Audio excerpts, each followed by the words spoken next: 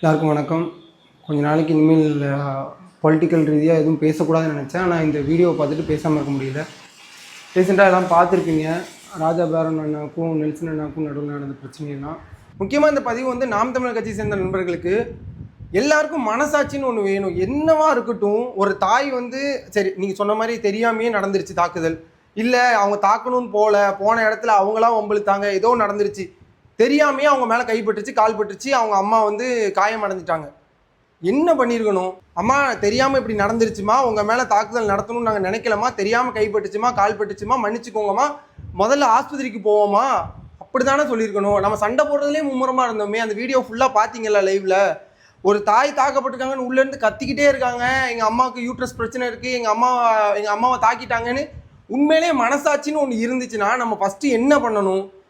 சரி நம்ம சண்டையை அப்புறமா வச்சுக்குவோம், முதல்ல அவங்க ஹாஸ்பிட்டலுக்கு கூட்டு போகிற வழியை பார்ப்போம், அப்படி தானே பேசியிருக்கணும். ஆனால் நம்ம சண்டை வளர்க்குறதுலேயே மும்முரமாக இருந்திருக்கோமே.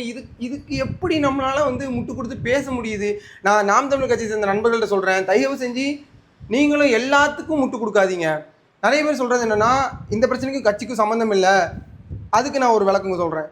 ஒரு கட்சியில் ஸ்டேஜில் ஏறி பேசுகிற அளவுக்கு ரெஸ்பான்சிபிள் உள்ள ஒரு பர்சன் ஒரு தப்பு பண்ணால் கண்டிப்பாக நம்ம ரெஸ்பான்சிபிள் எடுத்து தான் ஆகணும். அடுத்தது என்ன சொல்கிறீங்க, ஒரு தரப்பை மட்டும் கேட்டுட்டு பேசாதீங்க, அவங்க தரப்புலேருந்து விளக்கம் வரட்டும் அப்படின்றீங்க. ஓகே, நானும் உங்கள்கிட்ட அதுதான் சொல்கிறேன். ஒரு தரப்பை மட்டும் பார்த்துட்டு நீங்களாம் ஒரு அசம்ஷன் வச்சுட்டு முட்டு கொடுக்காதீங்க, அவங்க தரப்புலேருந்து ஒரு விளக்கம் வரட்டும், கட்சி சார்பிலேருந்து ஏதாச்சும் நடவடிக்கை எடுத்தோ இல்லைன்னா ஏதாச்சும் விளக்கம் கொடுத்தோ ஒரு அறிக்கை வரட்டும். அது வரைக்கும் பேசாமல் இருங்க. நீங்களும் மற்ற கட்சிக்காரங்க மாதிரியே இதுக்கும் கட்சிக்கு சம்மந்தம் இல்லை, அவர் கையை அவரே வெட்டிக்கிட்டாரு, அவர் வந்து கிரில்லு கேட்டுக்கு பின்னாடி இருந்தார், எப்படி போய் வெட்ட முடியும், அருவாலை எடுத்தது அதுக்கப்புறம் தான், அதுக்கு முன்னாடி அருவாலே எடுக்கல, கிரில்லு கேட்டுக்கு பின்னாடி இருக்கிற போய் எப்படி வெட்ட முடியும், அவர் கையை வெட்டிக்கிட்டாரு, வெட்டிக்கிட்டு இப்போ வந்து பிரச்சனையை சீரியஸ் ஆக்குறாரு, என்ன வேணால் இருக்கட்டும். நான் முதல்ல என்ன சொல்கிறேன்னா, வீடு தேடி முதல்ல விளக்கம் கேட்க போனதே தப்பு தான்.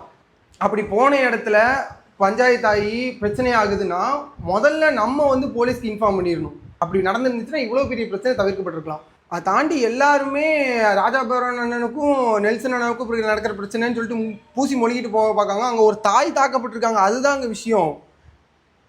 நாளைக்கு நம்ம வீட்டில் வந்து நம்ம தாயை தாக்கினா நம்ம சும்மா விடுவோமா? அறுத்து எரிஞ்சிட்டு போயிட மாட்டோம்? கொஞ்சம் யோசித்து பேசுங்க, மனசாட்சியோடு யோசித்து பேசுங்க. இப்போ இந்த வீடியோ மூலமாக எனக்கு எல்லா கட்சியிலேருந்து ஆல்ரெடி பிரச்சனை, இப்போ இந்த வீடியோ மூலமாக நாம் தமிழர் கட்சி கூடயும் பிரச்சனை தான் எனக்கு தெரியும். ஆனால் நான் சொல்கிறது கரெக்டாக இல்லையாங்கிறது நாம் தமிழர் கட்சியை நேசிக்கிற உண்மையான தொண்டர்களுக்கு தெரியும். அதே மாதிரி ஒவ்வொரு தாயையும் நேசிக்கிற மகன்களுக்கும் புரியும்.